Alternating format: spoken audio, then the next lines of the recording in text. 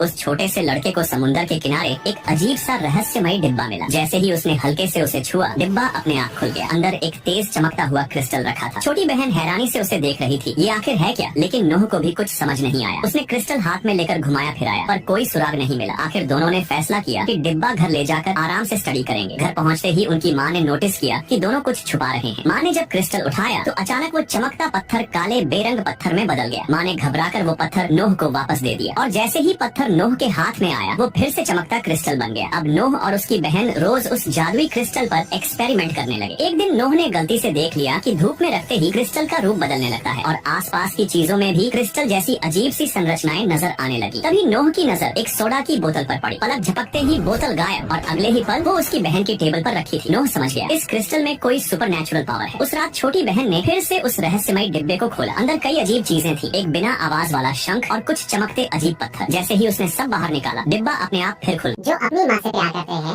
वो सब्सक्राइब करें और जो पापा से प्यार करते हैं वो लाइक करके कमेंट करें।